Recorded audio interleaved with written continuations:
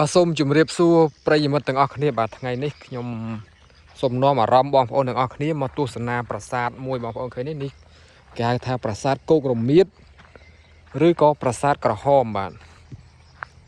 ប្រាសាទគោករមៀតឬប្រាសាទក្រហមបងប្អូនទីតាំងគឺស្ថិតនៅក្នុងស្រុកថ្មពួកឃុំគោករមៀតបាទឃុំគោករមៀតស្រុកថ្មពួកនៃខេត្តបន្ទាយមានជ័យបាទ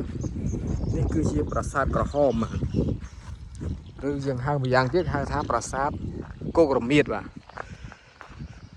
ទីនេះមានសំណង់នេះបងប្អូនឃើញទេអីអត់នេះដូចជាគេឈប់ឲ្យវាឆ្លាស់ស្មៅវាឆ្លាស់អីទៅនៅខ្ញុំមកនេះអត់បុរាណសំណង់ប្រាសាទនេះនៅស្អាតបងប្អូនប៉ុន្តែក៏ថាយើងឃើញសភាពចាស់ហ្នឹងដោយសារអាយុកាលនៃប្រាសាទបាទតែសំណង់មានលក្ខណៈនៅរឹងមាំច្រើនมันមានប្រេះបែកអី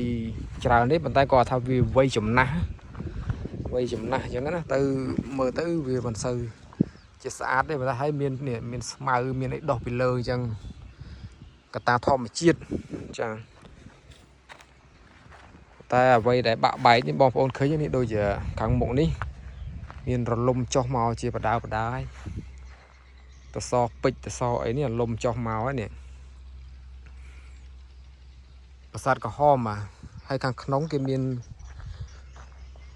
ជារោងមួយអាចជារោងសំណែនសែនរបស់អ្នកស្រុកអ្នកភូមិ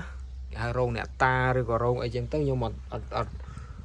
ត់ដឹងជំនឿនៅទីនេះដែរហើយខ្ញុំមកនេះគឺដើម្បីផ្ដិតយកទេសភាពទិដ្ឋភាពជូនបងប្អូននេះតួបរិវេណប្រាសាទបងប្អូនឃើញទេប្រហោងកណ្ដាលបាក់បែកអស់ហើយបងប្អូនឃើញឥដ្ឋនេះគឺឥដ្ឋសំណង់សម័យបុរាណរាប់ពាន់ឆ្នាំមានតិចឆ្នាំទេឃើញឥដ្ឋចេះ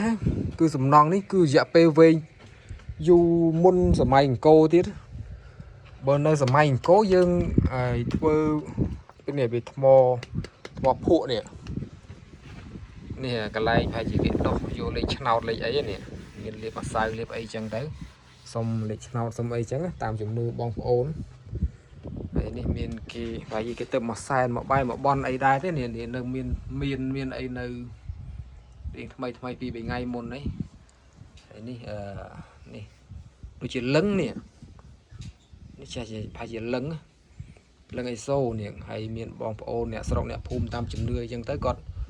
មកលាបម្សៅលាបអីសុំលេខឆ្នោតសុំអីចឹងសុំសេចក្តីសុខតាមការបន់ស្រន់ណាហើយខ្ញុំមកនេះក៏សុំការបន់ស្រន់សុំសេចក្តីសុខដោយតែបងប្អូនអ្នកស្រុកអ្នកភូមិដែរទេហើយក៏ម្យ៉ាងក៏មកផ្ដិតយកទិដ្ឋភាពនៃប្រាសាទដើម្បីផ្សព្វផ្សាយទេសចរផ្សព្វផ្សាយអរិយធម៌វប្បធម៌ខ្មែរជូនប្រិយមិត្តអ្នកទស្សនាផងដែរបាទទីចប់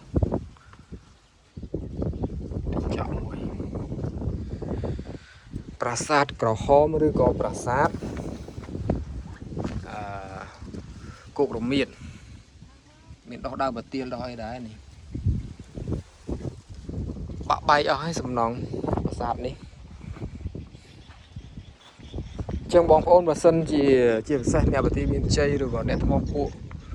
អីឬក៏បងប្អូនអ្នកផ្សេងទៀតដែលចង់មកប្រាសាទគោករមៀតនេះសូមអញ្ជើញមកតាមផ្លូវទៅបឹងតគួនយើងមកដល់ស្រុកថ្មពួកមានផ្លូវបែកមួយមកខាងបឹងតគួនអញ្ចឹងយើងជិះពីបឹងតគួននឹងប្រហែលជា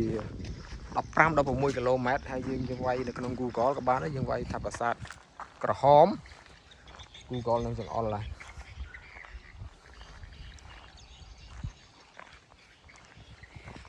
មានគេដាក់ប្រភូមិដាក់អីសម្រាប់បន់ស្រន់អីប្រភូមិនេះទៅប្រហែលជាទៅដាក់ដែរថ្មីនេះដែរហើយខាងក្រោមនេះគឺជាទួលនេះទីនេះអាចជាទួលបាទអាចជាទួលបុរាណណាព្រោះនៅខាងក្រោមនេះសិតតែស្រែសិតតែស្រូវរបស់បងប្អូនអ្នកស្រុកអ្នកភូមិធ្វើស្រែធ្វើស្រូវទីនេះយើងអាចសន្និដ្ឋានបានថាជាទួលបុរាណអញ្ចឹងការកសាងប្រាសាទភាគច្រើនគឺបុព្វបុរសយើងដូនតាយើងគាត់កសាងនៅលើទួលបុរាណបាទទីណាមានទួលបុរាណទៅ ការកសាងប្រាសាទឬក៏ទីតាំងរបស់អ្នកតាអីគេធ្វើនៅទីនេះហើយបាទជំនឿនេះគឺតែតែមានរហូតមកបណ្ដល់បច្ចុប្បន្ននេះបាទបាទចឹងបងប្អូនកុំភ្លេចមានពេលឬក៏ដំណើរឆ្លងកាត់អីមកបឹងតគួនខាងបឹងតគួនព្រំដែនខ្មែរថៃអីអាចអញ្ជើញចូលមកទស្សនាប្រាសាទប្រាសាទក្រហមឬក៏ប្រាសាទ